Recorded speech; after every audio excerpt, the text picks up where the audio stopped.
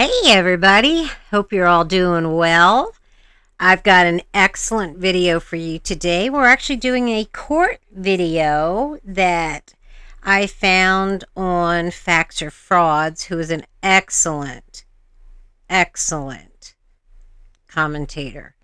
And it's a guy named Davis Bay. Of course, that's not his real name. And somehow he was stopped in an illegal stop. They didn't have a search warrant for him or a warrant for his arrest. You know, the normal stupid sovereign Moorish crap. But here you go. Enjoy. Here's an example of what he normally does, just as an FYI. If you want to tap in with the grant sheet, you can go to .org, link in the bio, and you can get a copy just for $49.99. You can get a copy of the challenge jurisdiction class. And I got free classes on. Let's talk about it. I got free classes on. I got free food stamp class. I got free law library. Right now, .org, tap in, man. Y'all, hey, look, we are back. Mr. Davis Bay, can you hear me? I need you to unmute yourself. Yes, sir, I can hear you clear. Okay. We're on the record 21 CCR 221014 and 21 CCR 221009, State of Texas versus Antoine Jermaine Davis Bay. Mr. Bay, this is your motion to reconsider. I've reviewed your motion to reconsider. I've reviewed the response and then your reply to the response as well. I'm going to permit 10 minutes per side for argument, and then I'll make a ruling at that time. So, Mr. Bay, you may proceed with any argument you'd like to make. Okay. So this situation stemmed from an arrest from March 8, 2021, from a lawful arrest without a warrant.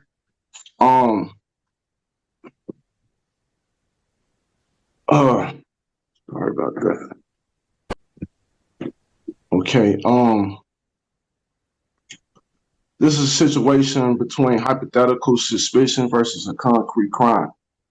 Whereas in this situation, no concrete crime that took place prior to the unlawful traffic stop. Okay, the state has failed to even establish a probable cause for a warrantless arrest and search, and they had no justifiable basis as this to continue prosecuting this case. The charges of this case do not meet the requirements of actual concrete criminal activity as defined under Texas law and federal law. For one, the absence of a sworn affidavit of probable cause by the arresting officer further renders this arrest unlawful. An injured party or a complaint with a legally recognized injury. Hey, Mr. Bay, my court reporter is having a difficult time understanding. If you would face the camera, that way your voice could be heard clearly. Thank you, sir. Okay. The court reporter probably can't understand them, but she's probably like, what in the world is this guy saying? This can't be real. Can you hear me clearly now? Yes. Okay. Just maybe slow down just a hair on your speech. Thank you, sir. Okay, no problem. Okay, well, I'll just repeat what I said. So this situation happened from an unlawful traffic stop without a warrant or a concrete injury from an injured party prior to the traffic stop. I want to make a note also that the traffic stop and the other offense of possession of marijuana was dismissed back in 2021, approximately around the time when the case was first initiated. I did upload and file on the record evidence of that notice of rejection as an exhibit. Also, I want to point out the fact that this is a case of hypothetical suspicion versus a concrete crime. Okay, the mere act of a traffic stop does not constitute probable cause for a broader detention or search as recognized by Terry versus Ohio. Okay, hypothetical suspicion does not equate to criminal behavior. Okay, just a couple little things I'd like to get answers for Mr. Bay about. If this case was settled, dismissed, I forget the word you used, why are you in court right now? And I imagine that your car reeked of reefer and that's why it was searched. You don't need a warrant on a traffic stop. If someone witnessed you doing something wrong and they were pulled you over to investigate. That's what a traffic stop is. They don't know tomorrow I'm going to run into Mr. Bay and he's going to do this, so I better get a warrant. Doesn't work like that, okay? All right, end of case. You're guilty. Bye-bye. Okay, in Texas, arrest was searched without evidence of a crime of probable cause contravenes Texas Code Criminal Procedure Article 14.01, Section B, which requires that an offense be committed in an officer's presence or viewed to justify a warrantless arrest. The officer, Jazz Roberts, who was the arresting officer at that time, he did not have any probable cause or reasonable suspicion to even initiate the stop. And then once the stop was initiated, he didn't have any authority to continue with a search or an arrest, especially not just based off of mere traffic citation. Like I noted, that traffic citation was dismissed. Okay, indicating that they didn't have any probable cause to prosecute a traffic citation against me.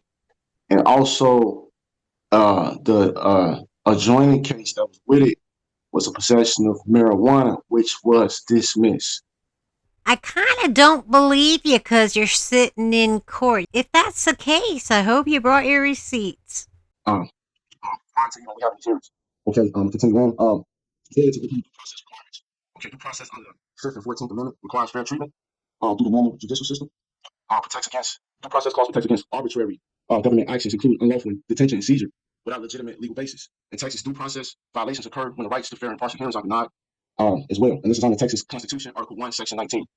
Okay. Also, the officer, as I mentioned, failed to sign an affidavit of probable cause, which is required under Texas Code of Criminal Procedure, Article 15.05, Subsection 2, which mandates that a written statement establishing sufficient factual grounds for arrest be presented and signed by the arresting law enforcement officer, which I hope you guys don't mind I sped that up. It was just a bunch of drivel, and he talks too slow anyway. I requested a police report from Rosenberg Police Department, which is the arresting agency. I uploaded the results of what I received of that, which is pretty much a blank report. And it failed to have any attached affidavit of probable cause with it. Also, the prosecutor in the last hearing presented me with a discovery, which also failed to present any affidavit of probable cause. Okay. Okay. Also, unlawful search and seizure falls under Texas Criminal Procedure Article 38.23. Doesn't apply here. Okay. The prosecutor alleged the odor of marijuana. The odor of marijuana alone, without physical evidence of probable cause of actual crime, is insufficient to justify a vehicle search. You wrong. Once again, was no testimony or affidavit of probable cause to. Honor, if I may, I'm going to object to this. This is outside the scope of the hearing. Sustained. Finally, thank you. Let's stay within the scope of your motion. Well, this was all inside my motion as exhibits and as a brief. Allegations made by the state were not contained in the defendant's motion. Agreed. Sustained. Move on, Mr. Bay. You're not doing too good. Okay. Also, the fruit from the poisonous tree doctrine applies to this case. All evidence obtained as a result of a warrantless arrest and search must be suppressed. Case dismissed under the fruit of poisonous tree doctrine, and that's Wong-Sun versus United States, followed by citation. This doctrine. Yeah. Mr. Bay, can you spell that name for my court reporter, please? Yes, ma'am. Yes, sir. Wong-Sun is W-O-N-G, first name, last name Sun, S-U-N. That's versus United States. Thank you. You can continue now. Thank you. Okay. Oh, please don't. Can you please stop already? It's really annoying. This doctrine bars evidence obtained from unconstitutional actions, including unlawful stop searches and arrests like probable cause. Okay, let me see if I've got this straight. You don't think they could have searched your car and used it against you because your original charges were dropped, which I really don't think actually happened because you're in court right now for the same things. But because of the stop, you were searched. And during that search, the officers obviously found something. So I have a hard time agreeing with your argument. Sorry. I could be wrong, though. So for these reasons, I request that the court grant this motion for reconsideration to the motion to dismiss for lack of subject matter jurisdiction based on the due process violations, lack of probable cause, and other evidence that's lacking as well. Warrantless arrests, like as I mentioned in my motion and also in my brief. You're so dumb. Okay, and I also request that if this motion is not granted, that I could get a full and complete police report to prepare for a defense. Also, evidence supporting the traffic stop and alleged crime that gave rise to these charges that I'm facing with the evasion of arrest and charges of unlawful possession of a firearm. Because for it to be an evasion of arrest, it has to be grounds for an arrest for me to invade. Well, hello. I didn't know this was about a firearm. You screwed, honey. There's no evidence of this. So with the incompleteness of discovery by the state, and the failed documentation that the prosecutor failed to provide, with a record of events that would normally be captured in a police report, I am prejudiced from preparing a defense, and I'm deprived of crucial information necessary to challenge the validity of the stop and subsequent search.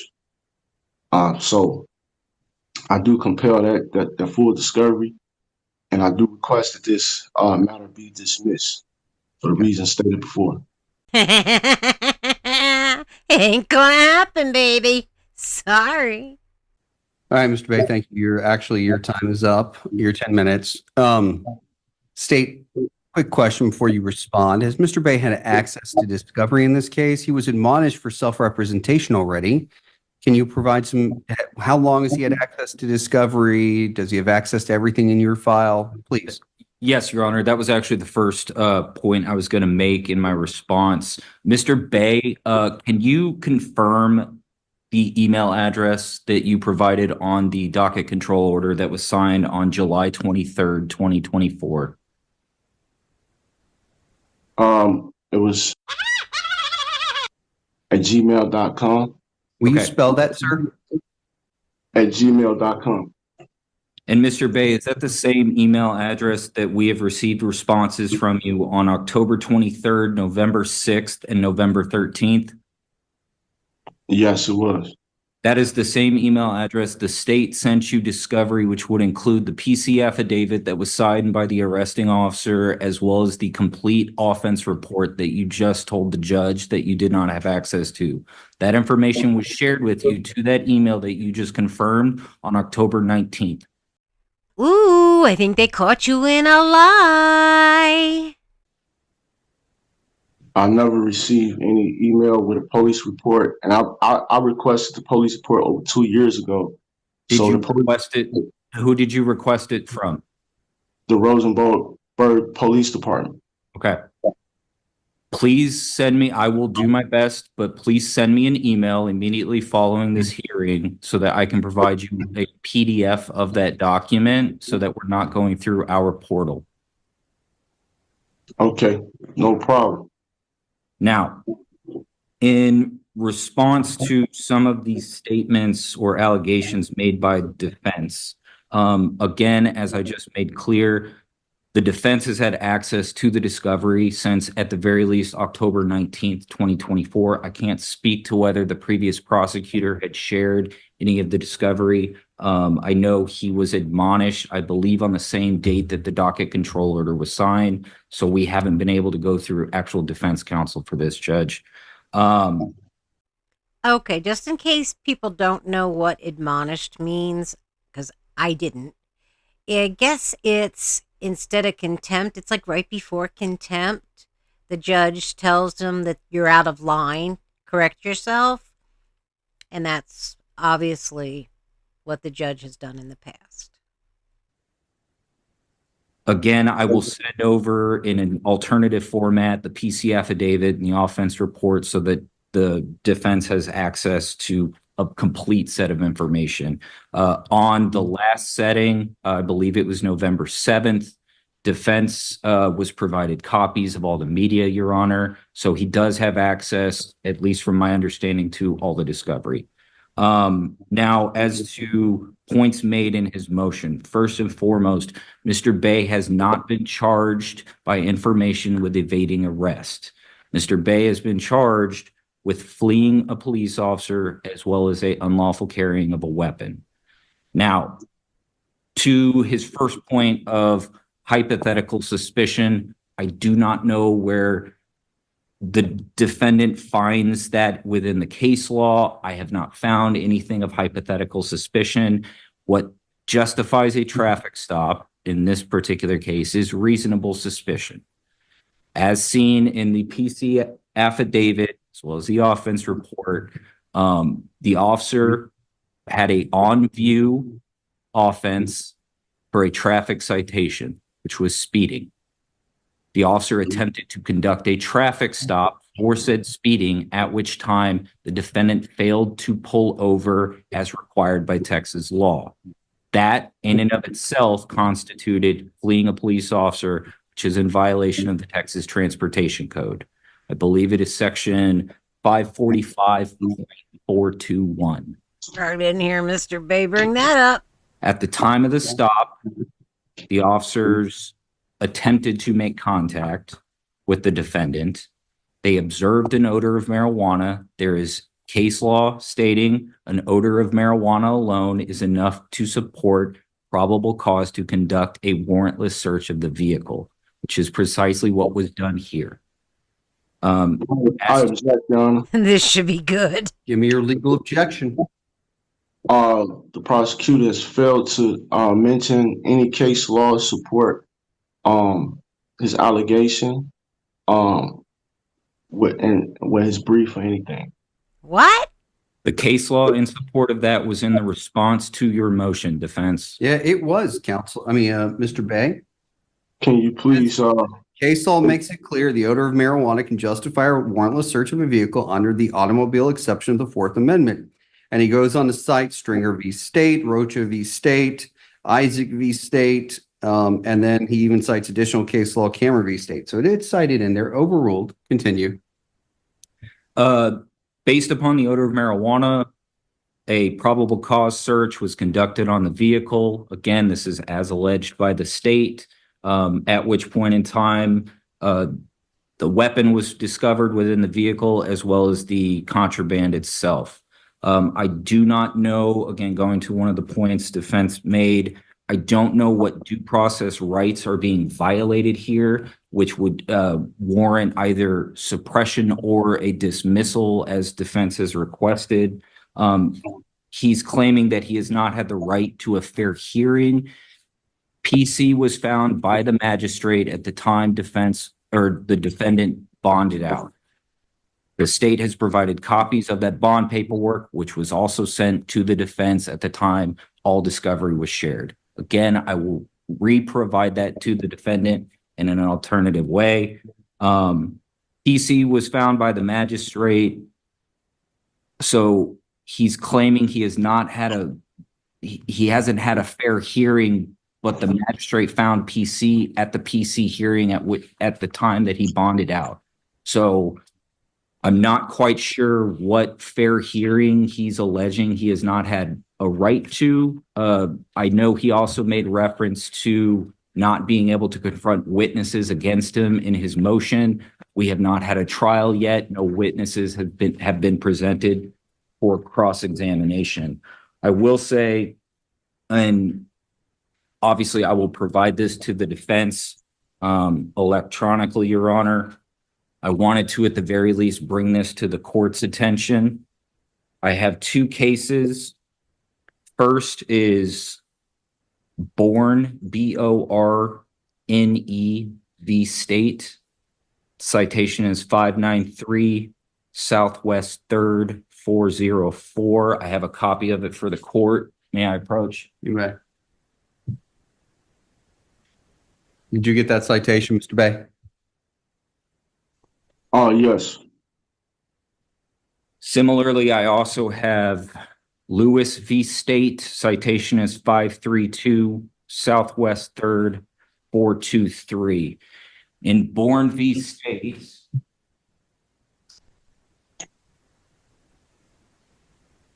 the court makes it clear that arguments such as those the defense is making are sovereign citizen style arguments, which have roundly been rejected by all the courts, all sister courts. He ain't lying. In Lewis v. State, they make a similar point. And in that particular point, or in that particular case, rather, the judge appointed standby counsel for the defendant. The state wanted to at least put this on the court's radar in that there are certain concerns the state has based upon the filings made by the defendant, in that one of two things is either occurring. Either the defense is filing frivolous motions to delay the judicial process and attempt to coerce the state into dismissing these charges, or alternatively, the defense is unfamiliar with the judicial process. If the latter is the case, the state would be concerned if the defense wasn't provided standby counsel. That's what Lewis v. State is about, Your Honor. Obviously, it is up to the defendant and it is up to the court, or the court's discretion, rather. Well, we all know it's the first one and also the second one. And he's not going to take standby counsel. He's too dumb. Look what he's got on his head. If the defense is going to claim that he's having a bunch of rights violated, I would want to guarantee that we protect these rights as strongly as possible. Again, if the defendant were so inclined, by perhaps appointing him standby counsel. Anything further? I have nothing further orally, Your Honor. I've made my points in my response to the defendant's motion. Again, this court unquestionably has jurisdiction per the Texas Government Code, as well as the Code of Criminal Procedure. Additionally, based on the case law I provided in my written response, as well as orally on the 7th of this month, I believe the case law supports the further prosecution of these cases. All right. Mr. Bay, although you have used your 10 minutes, I will permit 1 minute of rebuttal. This is gonna be good. Thank you. First thing I want to address is the due process of that was violated. The prosecutor mentioned that I had a probable cause hearing at the time of the bond.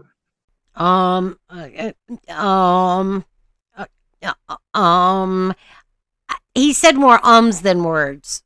That wasn't the hearing that I alleged that was a violation. I never received preliminary hearing. Never even entered a plea of guilty or not guilty. That hearing had never happened. We initiated this case back in, bond was filed in March 10th, just looking at the docket sheet, Judge. March 10th, 2021. Bond was filed. A hearing for the initial preliminary hearing was not called. The complaint was not even filed until April 27, 2021. So that was a whole 2 months after I was even released on bond, before a complaint was even filed, and no hearing was ever scheduled. A hearing was scheduled for, I'm looking at the docket sheet, a hearing was scheduled for 7/23/2021. It was 2 hearings because at first it was 2 judges. Christopher Morales, and another lady judge. Her name was, and excuse me if I don't have her name right in front of me. But the other case was counseled. The cases was at the same time. So one case was counseled, the other case, I guess, was still heard. And that's when the warrant was issued. But that hearing, we never had a rescheduling that hearing. Once I was arrested again on the warrant and bonded out, that hearing never had took place. I guess is the new, you feel me? You feel me? You feel me? Okay. Also, okay. That was 2 minutes, actually. So, All right. I'm ready to rule. And then I have a question for you as well, Mr. Bay. So I'm going to deny your motion to reconsider. We're going to proceed with trial. And sounds like my understanding, you have had access to the discovery since October 19th. However, he is going to resend everything to you for you to review. My question to you, Mr. Bay, is would you like standby counsel to advise you during trial? They cannot ask questions of witnesses or assist you in that way in the trial, but they can provide advice to you to help guide you through the process. That's so nice of you to offer that to him. He's not going to take it, though, because he doesn't believe in the real law. And those lawyers don't do what they want him to do. So he's going to say no. I'll bet my life on it. Yes, I'm not waiving any right to counsel. I do reserve my right, Sixth Amendment right to reserve. You've already waived your right to counsel. You stated you wish to waive your right to counsel and you wanted to represent yourself. We had a whole hearing on that, Mr. Bay. Okay, so you're asking me, do I want to? I'm asking you if you've stated you want to represent yourself, Mr. Bay. Okay, we had a whole hearing on that. You waived your right to court-appointed counsel, and you stated you wanted to represent yourself throughout this hearing. And I have confirmed that in almost every hearing that we've held in this case. Now, what I'm offering at this point in time is you can still represent yourself in this matter, but the court would appoint a standby counsel who could advise you during the trial. They're not going to participate in the trial, meaning they're not going to ask questions of witnesses. They will not conduct voir dire, but they will advise you regarding certain legal rights that you may have or on legal matters that may arise during the trial. Would you like the court to appoint you a standby counsel? Yes. Yes. So you are asking the court, I just want to confirm, you're asking the court to appoint you an attorney who will provide you advice through the course of your trial, which shall begin on December 3rd. And I also request that I reserve all my rights. Yes. That's a yes to that question, and I reserve all my rights. Did he really just take a standby attorney, or did he just confuse the hell out of me? Well, you waived your right to court-appointed counsel already with that whole hearing we went through. But I'm still giving you a court-appointed attorney to advise you, okay? You understand? Well, I never waived my right to the Sixth Amendment. I can have my court pull the record if you like, Mr. Bay, but we're not going to. I'll tell you what. Do you want to continue to represent yourself? Yes. I answered your question. Yes. Okay. Well, you're stating that you don't want to waive your right. Okay. Here's the thing. Do you want court-appointed counsel that's going to represent you during the course of this trial? Like I answered the question. I said, yes, I would take standby counsel, represent myself. So then you're waiving your Sixth Amendment right. You're going to take, so you still want to waive your right to court-appointed counsel and continue to try this case yourself, but you're willing to accept standby counsel to provide legal advice only during the course of the trial. Is that correct? Correct. Okay. All right. I'm in trouble. I bet my life he wouldn't do it. Okay, we shall proceed on December 3rd with trial. I will have standby counsel appointed to you. They should reach out to you shortly. Mr. Bay, I believe we have a phone number for you. Do we? I did not see it on the docket control order, Judge. Let me just verify that. All right. All we have is an email. No, we have a phone number as well in the docket control order. All right. I will have the attorney that I appoint as standby counsel contact you through your email and the phone number you have provided to this court on the docket control order. Okay, Mr. Bay? All right. Very good. All right. That concludes today's hearing. You're free to go, Mr. Bay. We'll see you on December 3rd for trial. Your Honor, if I may, before we let defense go, I know defense, I believe it's been rejected by the clerk's office. That being said, I did see it. I believe he has filed a motion to suppress. I wanted to raise that to the court's attention. Would you prefer having that prior to trial, or would you prefer it run with trial, Your Honor? We'll carry it with trial at this stage. Yes, Judge. We don't have enough time to hear it beforehand. Yes, Judge. Also, can I make a note that I will be filing a notice to appeal this order, and can I get this order for in writing to preserve my notice to appeal?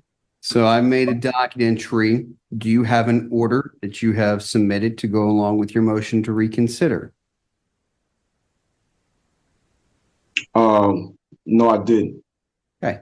Mr. Bay, I'm going to ask you to file an order that goes along with your motion to reconsider. I'm denying it regardless, and I'll make a note of that on the order itself. Okay. All right. I'll see you on December 3rd, Mr. Bay. All right. Decide have questions about the right to travel. We have the right to travel. A driver's license is a contract. Okay? Let's talk about it. You got the right to travel. Oh, goodness, these people are something. Well, he never showed up for his December 3rd court date, so they took a warrant out for him and they revoked his bond. Brilliancy, isn't it? But somehow or another, he's won somehow. That's what it'll come up with anyway. Anyway, I hope you enjoyed the video. I had a lot of fun with this one. I haven't done a court one in a long time, but I couldn't pass this one up. But anyway, if you haven't subscribed, please do. Hit like if you can, and if you could turn those bell notifications on, that would help me out so much. I really got screwed in the algorithm by taking those days off to help my roommate.